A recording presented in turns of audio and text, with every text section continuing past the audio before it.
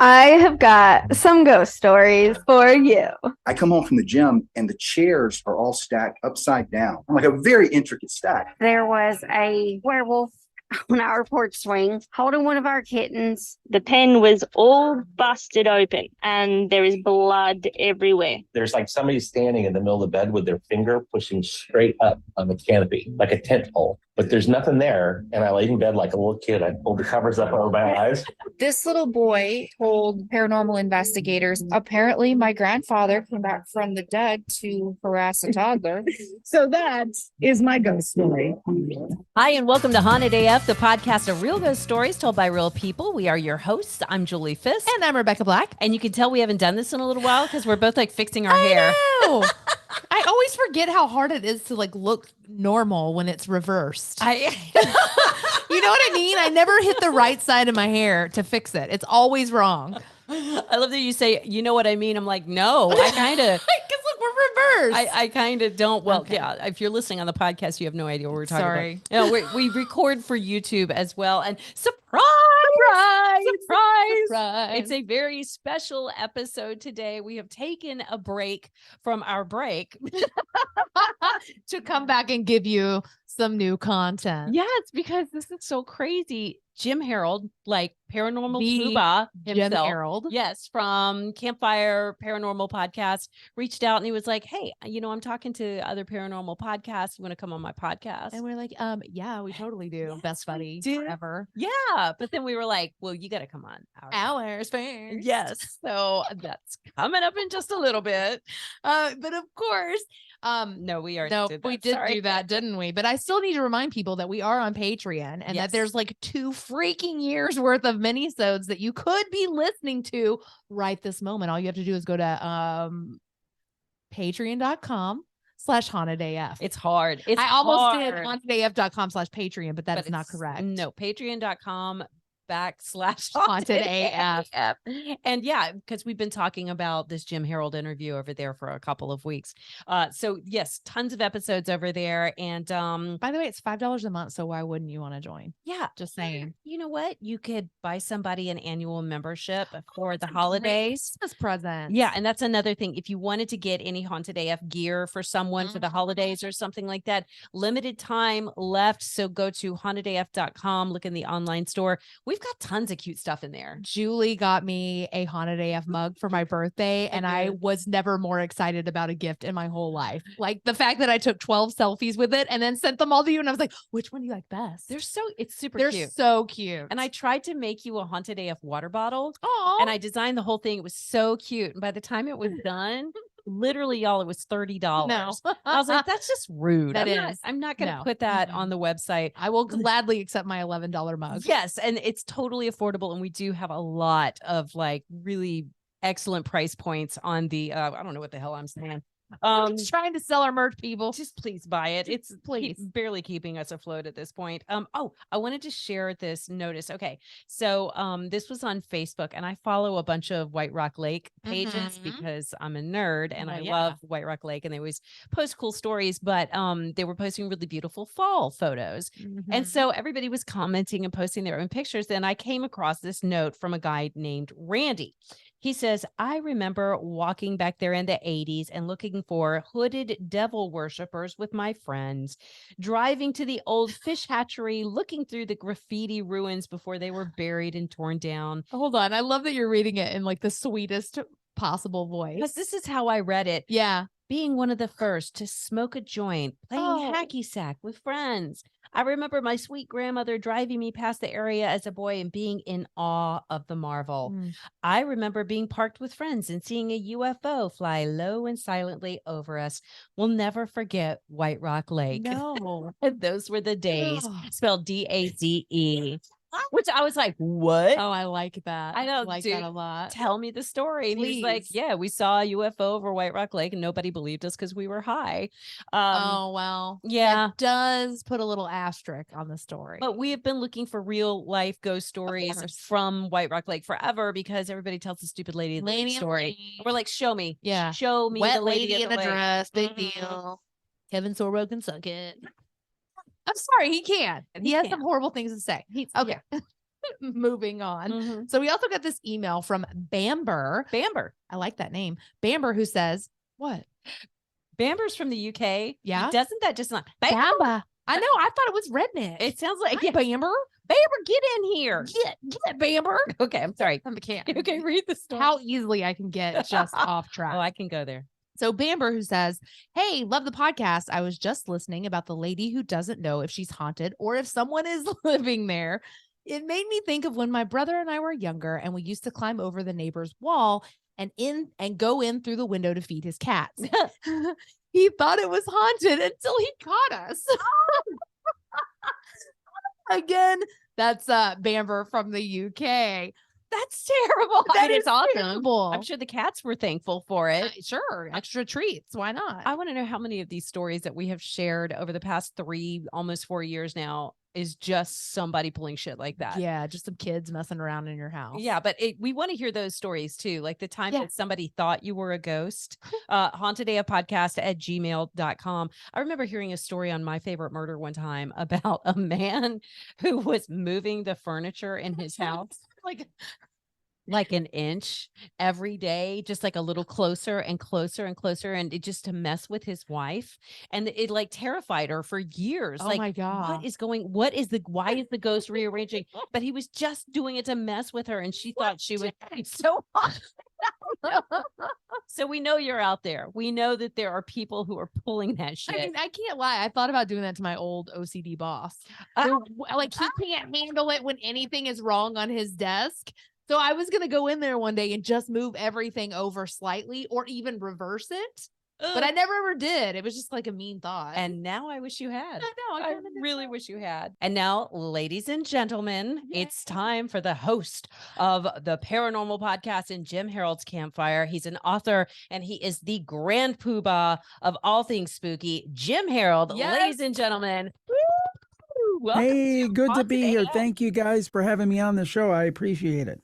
We're so excited. We are. How did you find us? You reached out to us, which is crazy. Well, we were reaching out to some paranormal podcasts, trying to do some cross-pollination. You know how it goes. We wanted to introduce some people to our audience and vice versa. And you guys were on the list and you answered. So thank you so much. I appreciate it. Thank you, Jim. That's so awesome. Okay, so we have a list of questions for you. I know. First, we have to get started here. How did you start getting interested in like the spooky stories, ghost stories, stuff like that? Well, it goes down back to 1905. No, seriously. I was like, when I was a little kid, I used to watch In Search Of. We did have television back then. In Search Of with Leonard Nimoy. And I was like in elementary school. I was fascinated by it. And fast forward to 2005, I had been working in radio for a number of years, actually in advertising. But I'd gone to school for television and broadcasting and all that stuff. And it was kind of annoying to me that I never, took advantage of that and never did anything with it. And I said, I'll try this podcast thing, but I got to do something I'm really interested in, honestly. And the paranormal was that thing. And did it for a few years, kind of as a hobby. And then over time, it caught on. In 2011, I was able to make it my full-time gig, and it's been a real blessing, and I enjoy doing it and sharing stories and talking to these authors. Do I have much figured out? Not really. I have more questions, I have answers, but it's fun asking those questions and taking this journey with the audience. So I wanted to know, what do you think? I mean, I'm sure you hear all kinds of stories. What do you think is the most common thing that's mistaken as a ghost? Ooh. Well, let me put it to you this way. I'm kind of the, if I were a gas gauge, I would be 3/4 full for belief. I tend to err on the side of belief, but I do think sometimes things could be mistaken. The one thing I do wonder about from time to time is when people say they have a nighttime experience. And I wonder if some of those are dreams. Though I do believe some of them are something that are definitely not dreams and something else. But that's the one for me. It's like, well, maybe you were dreaming. That's one. But I mean, on Campfire, I'm very accepting. And if somebody tells me a story, I take it at face value. And quite honestly, I can probably count on one hand the amount of people over the years who I thought were calling in trying to just snow me. There's been a few, but not many. And having done that particular podcast, for 13 years now, almost 14. That's a pretty good ratio.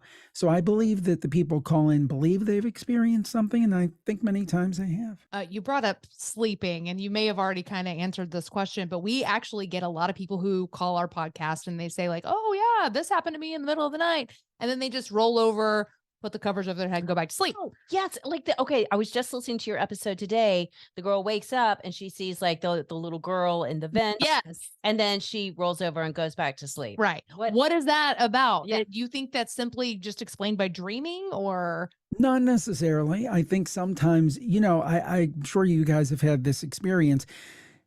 You've been asleep, something has happened, and you think about it later in the day and say, well, if I'd been wide awake, I would have reacted differently. But sleep and the need to sleep and the drive to sleep is a very strong thing, right? So I could see it, but I mean, I don't know. If I saw a little kid in my bedroom like a ghost, full body apparition, I would be, let me out of here. I mean, you guys are probably too young to remember, but I always think of myself like that old actor Don Knotts, who played Barney. Barney the ghost, Fife. Yeah, the ghost in Mr. Chicken. I'd be like, out of there. Yes. I am just not that brave. So we get calls or emails from people who they can't tell if they're haunted or not. So do you ever give people advice on how to manage it or how to get rid of a ghost? Well, I'm boring. No, I don't give them advice because I don't feel I'm qualified to give them advice. I'm not first of all, I think there are very few people who are really expert in this because it's so tough to grasp. One of my favorites, and actually a person I would direct people to if they had a question like that, was the late, great Rosemary Ellen Guiley, who wrote a number of books on the paranormal. And I think over the years, I interviewed her literally 20 times. Wow. And she wrote on mainly kind of ghosty stuff and those kind of things. But she was so smart about it. And I'm like, Rosemary will know the answer. I will send them over to Rosemary. And unfortunately, we lost her a couple of years back. So, I try to find, if there's someone in particular, I may try to forward them to someone or get them in touch with someone, but I don't personally give out information because I've never said I'm a guru. I've never said I have the answers. I've never said, come to me and I will tell you the truth. Can you tell us that woman's name again? Rosemary Ellen Guiley, Guiley. If anybody's interested in this material and you want to read about it, read about life after death, ghosts, and those kind of things, she wrote many, many books. I highly, highly recommend them. Yeah, we'll put in a link in the show notes. I just love that you're so well respected. You don't give out advice. Meanwhile, Julie and I are always giving out terrible advice. Yes. About how to get rid of We'll admit it. We don't. Yeah, we say like we're not experts. You guys are brave. You're brave. Yeah, we're podcasters. Yeah. We're like, I don't know. We don't care. We'll go all in, sage it up. Try cussing a little bit. Vacuum. Get a vacuum. After it. Have you tried the new Dyson, perhaps? It's not loud enough. Dude, too bad we couldn't get a sponsorship for that. Oh, we should. We should. Moving on. So we get a lot of people that actually will call us or email us and say, oh my gosh, you guys are giving me ghosts. Have you ever had that happen to you? And do you believe that that could actually happen? I have had people say that they've listened to the Campfire and almost as a result of listening or as a correlation of listening that things happen. And I think it's a couple of things. One thing, I think the more you think about this stuff, the more you delve into it, whether it's your podcast, my podcast, books, TV, whatever it is, I think that on your end, you become more open. So you see more things that you may have missed in the past. And I also wonder sometimes if the paranormal kind of reaches out to you and says, I see you watching me. I see you watching me. I hope it's that. It's like, oh, you poked first. Yeah, exactly. I mean, I think hope it was Nietzsche who said, when you stare into the abyss, sometimes it stares back. Oh, dude, that's a great line. I know. Okay, so we did briefly mention sleeping and sleep paralysis, and in the episode I listened to today, someone even mentioned spiders, the sleep spiders. What do you think that is? Do you think that's paranormal, or do you think that's just a sleep brain thing that's going on? Well, for example, with sleep apnea, I believe both things can be true. Like sometimes it could just be physiological, but I wouldn't rule out that you can't have paranormal experiences and see weird things that are not medical when you're in that kind of semi-sleep stage. Because the brain is in a different space when it's dreaming and when it's in that sleep stage. And I think it becomes more open to things. So, I think everybody's, for example, with dreams, and we just, next week, we're going to have a show out all about nightmares on the Paranormal Podcast with J.M. DeBoard, who just wrote a book about really interesting stuff. But the point is that, I mean, most of us have like gone to the store and gone through the produce section, and then that night you have a dream that you're flying on a banana. Now, I feel like that could mean some things. I know that could mean a lot with us. I wasn't going there. Well, we did. Didn't have to. Apologies. But what I was getting at was sometimes it's just like the mind's junk drawer. But I do believe that sometimes, because your mind is in a different state, that it can be a conduit to getting messages from past loved ones. I believe dreaming can be, can lend itself to premonitions sometimes. And I also believe that we could be more open in that near sleep or sleep state, and maybe we do see paranormal things. That doesn't mean that people don't really have sleep apnea or have physiological, real medical conditions. I'm a huge respecter of medicine, but I think that we can be a respecter of medicine, we can be a respecter of science, but also keep our minds open to the things that we don't understand. And that's where I kind of try to be. That sort of leads me to the next question, because Julie and I, we've been pretty open about the idea of being kind of skeptical when it comes to like the psychics and the mediums. Mm-hmm. I'm curious, what's your take on those people? I think it's like a lot of those people. I think it's kind of like a lot of other walks of life, in that I think there are people who do it and are absolute charlatans and are absolute frauds. That being said, I do believe some people have legitimate gifts, because I know that the big critique of psychic is, well, if they're really psychic, can't they play the lottery? And I don't think it works quite like that. But I do think people have gifts. I always joke that I'm about as psychic as a board. I claim to have no psychic gifts whatsoever. Same. My big question about that is always, even people who are communicating with something, like, why do we trust that thing's information? Like, we know that whatever this thing is out there. I think that's fair. I think that's fair. And another thing that I've thought about over the years, and it's not a unique thing because I looked into it, I thought, boy, I'm so smart. And it turns out somebody else had this idea. But I have asked psychics in the past, is it possible that you are picking up information, for example, when you're doing a reading of someone's past, and you're getting like confirming information, you're getting information about this person, maybe this person's father was a firefighter and they see a firefighter uniform or something and they communicate back, and you're really picking this up, but you're not picking it up from the other side. You're picking it up telepathically and you don't realize it. Yeah. Okay. And, I mean, that's a theory out there. I do think, though, I do believe that our loved ones can give us signs from the other side. I believe that's a real thing. Is it always the case, and is every psychic legit? No, I don't believe so. Is every psychic a crook? I don't believe that either. I have to share this because I feel like you've mentioned it a couple of times. When my mother passed away, I had these very vivid dreams for about 3 months after she passed away, where we would just be sitting together talking. And then the further away from it we got, we would be on the phone talking. We were often talking on the phone.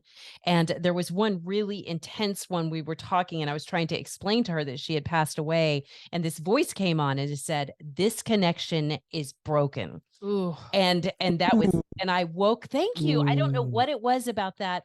I woke up terrified. I have never had a dream about communicating with my mom since, but I just watched the Steven Spielberg movie, The Fabelmans, and based on his, based on his actual life. And in the movie, his mother wakes up and she answers the phone, and it's her mother who has just recently deceased, and she's warning her. So she's laying in bed having this conversation with her mom on the phone. And I was like, how often does this happen? know, How many right? of us are having these like dreamy phone conversations with people Yeah. who have passed? I feel like it's probably more common than we realize. It's gotta be. I mean, Well, the thing that I've always heard is that when people have dreams of their past loved ones, that they say that it is more real than real.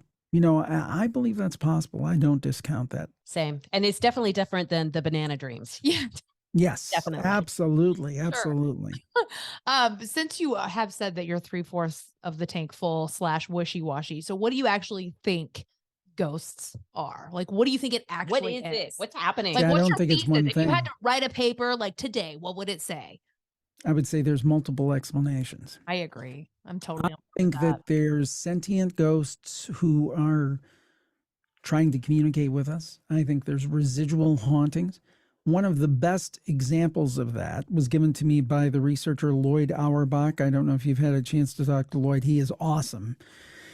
And years ago, he was doing a segment for a TV show called Sightings that was on like in the 90s. And there was this place he was investigating, and they kept seeing a replay of a murder. I think a man killed a woman. And people would report they would see the man killing the woman. And, you know, that's interesting in and of itself and pretty chilling. The only thing is that the woman, of course, she had been murdered. She was dead. The killer was still alive and in prison.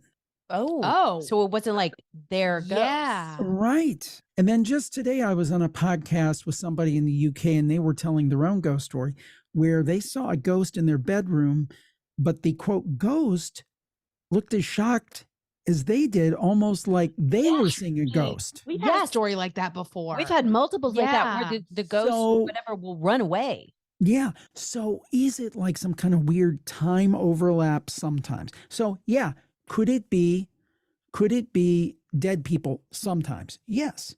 Could it be just like an energetic replay? Yes. Could it be some kind of weird time overlap? Yes.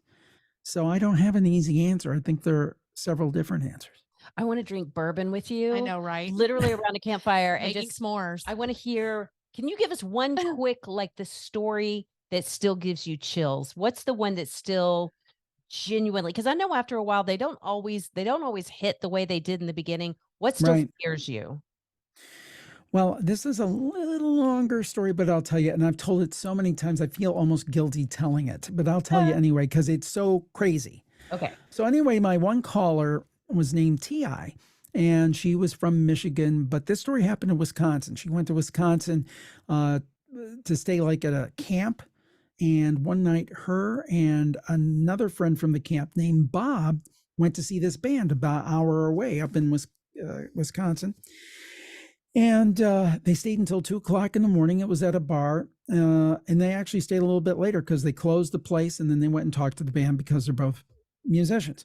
They're on their way back. It's about an hour away. It's a rural area. You know how it is, 2-lane road, no lights, very dark. And she says to Bob, "Hey, I got to go to the restroom." And he says, "Well, you can pull up a tree, but that's about it right now."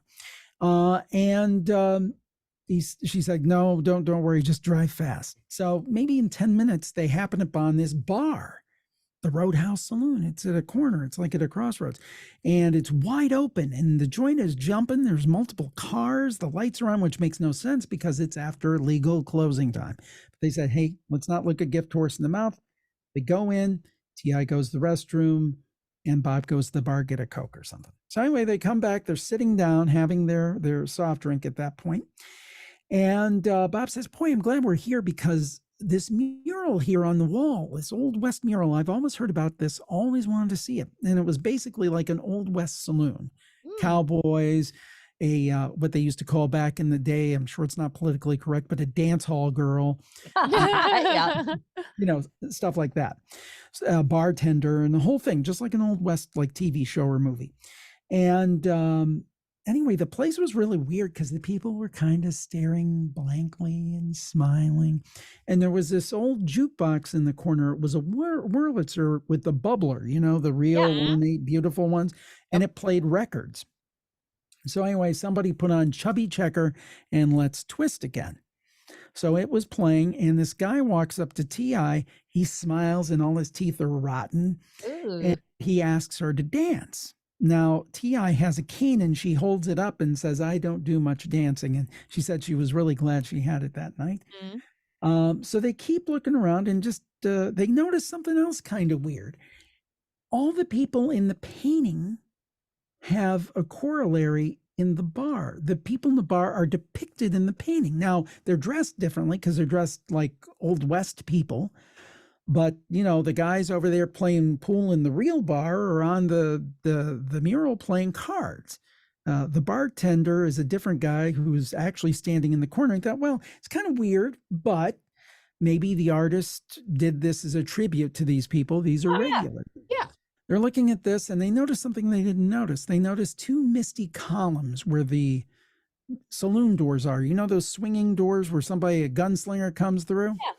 Two misty columns. One is taller than the other, one is smaller. And they talk some more.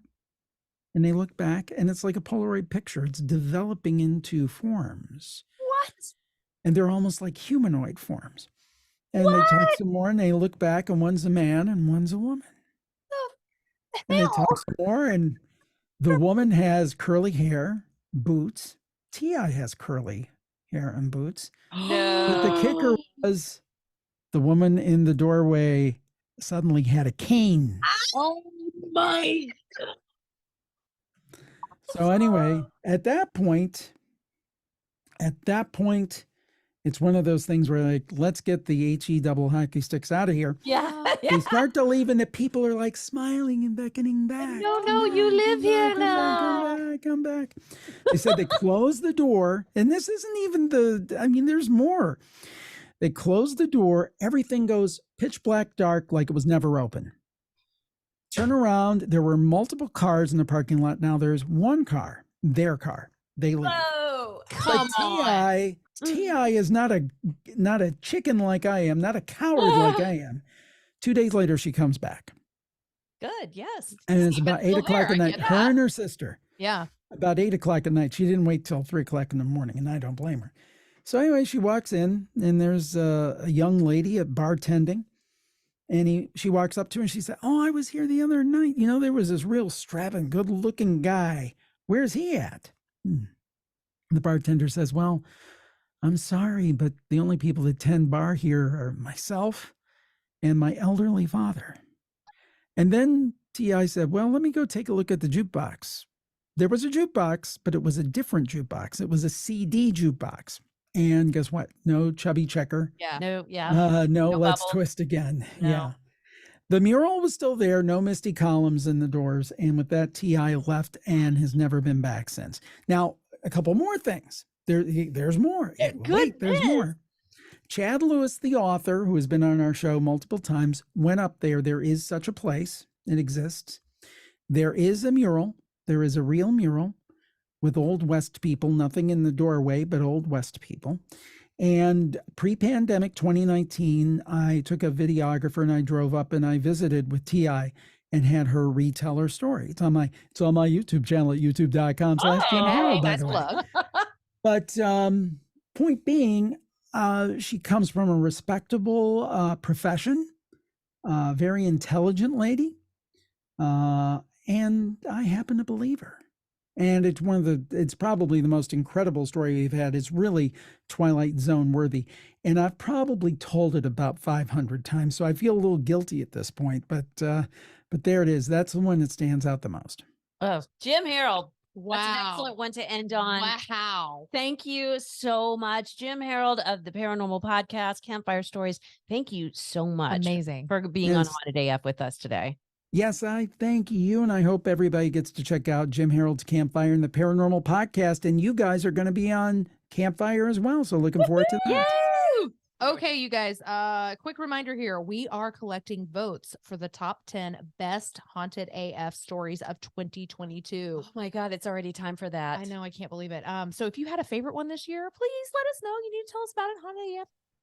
hauntedafpodcast@gmail.com. I feel like I haven't said that in like a year. Yeah, we share those on New Year's Eve. New And Year's Eve. in fact, what would be really cool, what I'd love to do this year, we haven't done this before. It would be great if you guys would like send in audio and saying like, hey, remember that story? Oh, I would love that. Yeah, there was like the tall guy and the amorphous man. Yeah. In episode 1. Like if you remember a story from this past year, not just Mhm. this past season, but like the past year that you really enjoyed. And here's the deal. You're gonna get on the damn podcast.